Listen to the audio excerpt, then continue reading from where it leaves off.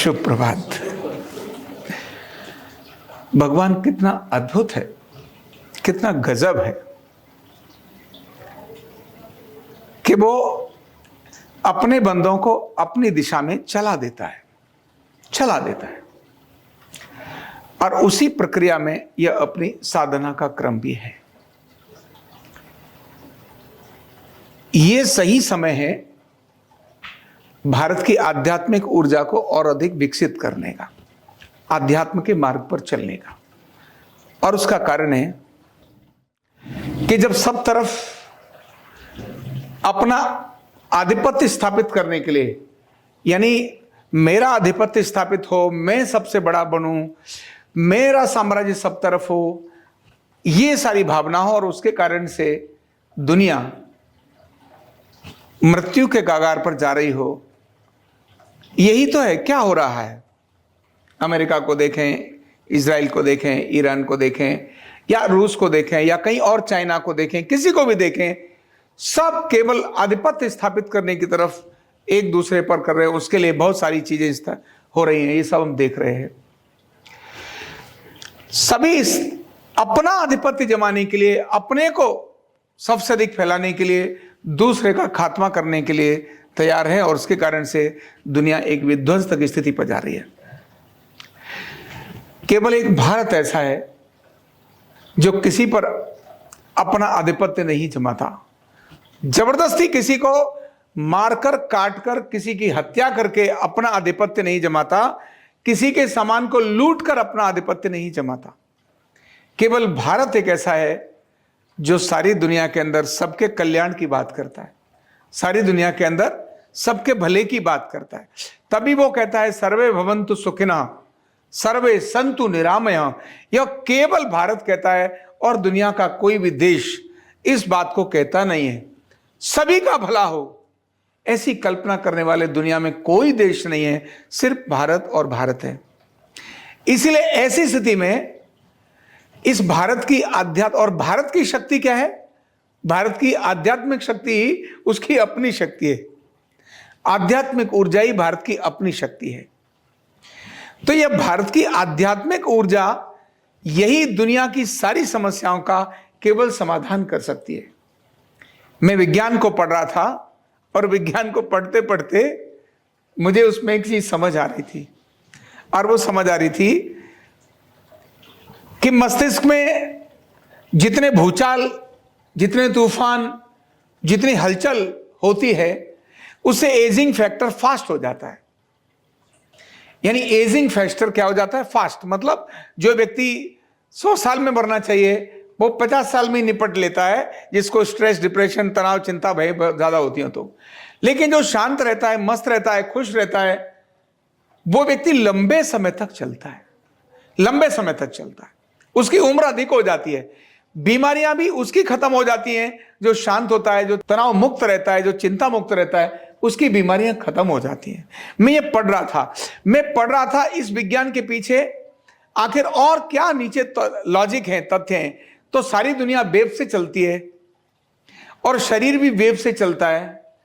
Waves अगर destruction वाली होंगी, सुनामी अगर आएगी तो डिस्ट्रक्शन करेगी, सामान्य लहर आएंगी तो उसके अंदर जीव जंतु अपने आप पनपेंगे। सामान्य हवा चलेगी तो उससे लोगों को प्राणवायु मिलेगी। अगर तेज तूफान आएगा तो उससे तो केवल अच्छी अच्छी चीजें उखड़ी जाएंगी। ये शांति का काम केवल आध्यात्म करता है और उस आध्यात्म की प्रक्रिया को भारत जानता है, क्योंकि सभी के कल्याण की बात केवल भारत सोचता है। सर्वे भवन्तु सुखिनः की बात केवल भारत छोड़ता है। इसलिए ईरान हो, अमेरिका हो, या इजराइल हो, या रूस हो, या जापान हो, या चाइना हो, किसी भी देश में अगर समाधान कोई पैदा कर सकता है तो वो भारत ही कर सकता है। और उसके लिए उनको भारत के मार्ग पर आना ही पड़ेगा। बिना भारत के मार्ग पर आए हुए, यानी वही व्यक्ति जो शांत है, ताकतवर है, पावरफुल है, लेकिन शांत है, इसको कहते हैं हृदय में हो प्रेम लेकिन शक्ति भी कर में प्रबल हो। बाजू में ताकत भी अच्छी होनी चाहिए लेकिन हृदय में प्रेम होना चाहिए।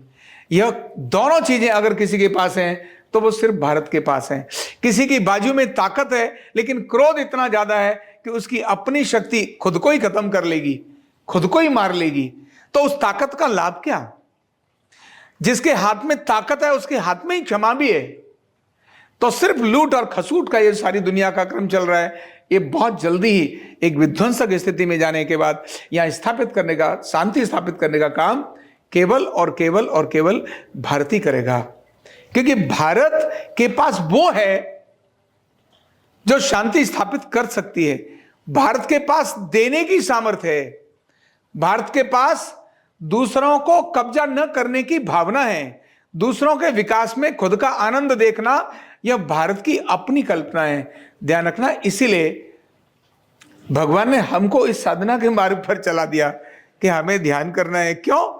अर्धनारीश्वर चिकित्सा यह दुनिया की प्रथम चिकित्सा होने वाली है। अर्धनारीश्वर चिकित्सा भारत के आयुष में 7वीं चिकित्सा पद्धति बनने के बाद यह पहली तो बनी जाएगी, क्योंकि इसमें कोई साधन नहीं है। लेकिन दुनिया की भी यह पहली चिकित्सा पद्धति बनेगी, क्योंकि जब भारत की बनेगी तो दुनिया की अपने आप बन जाएगी। इसमें कोई साधन नहीं, सबको ठीक करने की आवश्यकता है। इस अर्धनारीश्वर चिकित्सा में आध्यात्म का जुड़ना, आध्यात्म का एक करिकुलम होना, यह एक इसका अनिवार्य पार्ट है। इसलिए भगवान ने जब इसकी प्रक्रियाएं डाली तो हमको कहीं से उठाकर कहीं भेज दिया।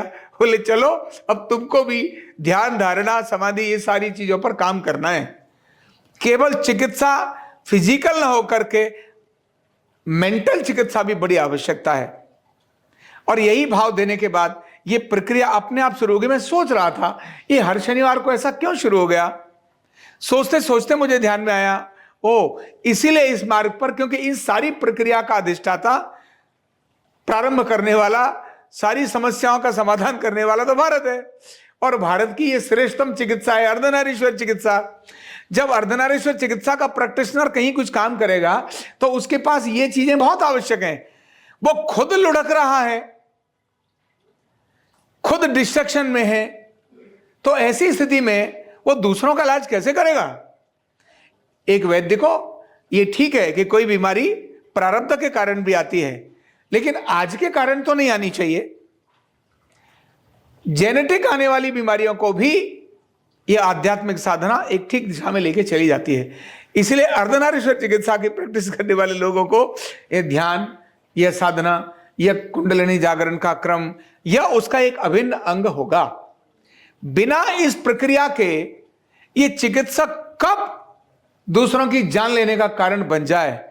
जो किसी की जान बचाने वाला व्यक्ति था उसके मन में कब लालच जग जाए, कब उसके मन में ईर्ष्या जग जाए, कब उसके अंदर कब्जा करने के लिए, आक्रमण करने के लिए, अपना आधिपत्य स्थापित करने की भावना जग जाए, क्या पता चलता है।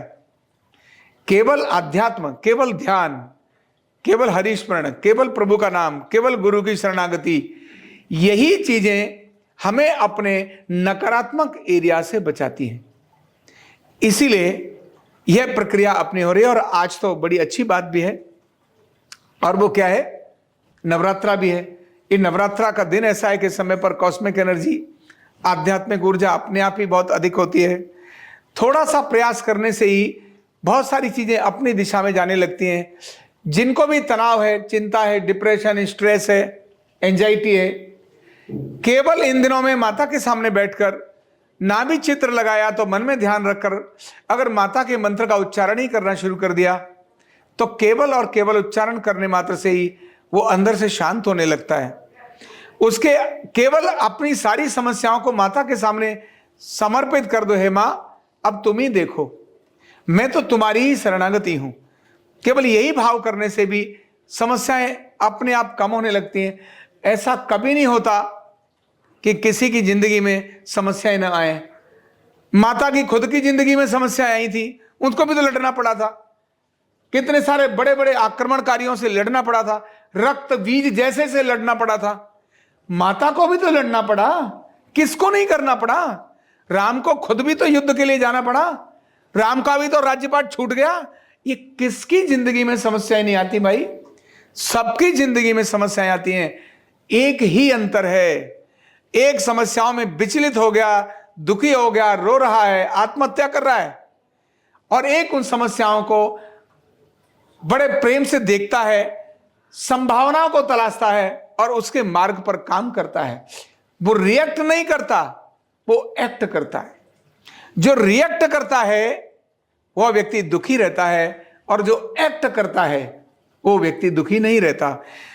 इसलिए ये मां हमको एक्ट करना सिखाती है। ऐसा नहीं है आंखें बंद की, आ रही है तूफान, घर में लग गई आग, आंखें बंद करके बैठ गए, हे माता तुम बचा लो। कैसे बचाएगी? घर में आग लगी है तो निकलने का काम तो आपको करना ही पड़ेगा, भागना तो आपको ही पड़ेगा। सब तरफ से सारे लोग से लोग घेर लें, लेकिन आपने शरणागति अगर कर ली, आपने कह आप तुम ही हो जो कुछ हो, पूरे भाव से, पूरी श्रद्धा से, पूरे मन से, पूरे समर्पण से अगर आपने ऐसे बोला तो मार्ग आग को भी छोड़ना ही पड़ेगा। यही संकल्प के कारण से भगवान श्री राम के लिए समुद्र जैसे असंभव काम समुद्र ने मार्ग छोड़ दिया। कहा मैं मार्ग आपको देता हूं। पानी पर पत्थर तैर गया केवल एक्ट के कारण और श्रद्धा के कारण और भावना के कारण। मीरा के सामने आने वाला विष, उसको पता ही नहीं क्या है, वह तो देख रही है अमृत है और एक्ट कर रही है, नॉट रिएक्ट। एक्ट करती है और मीरा अमृत को पी जाती है। कौन कहता है?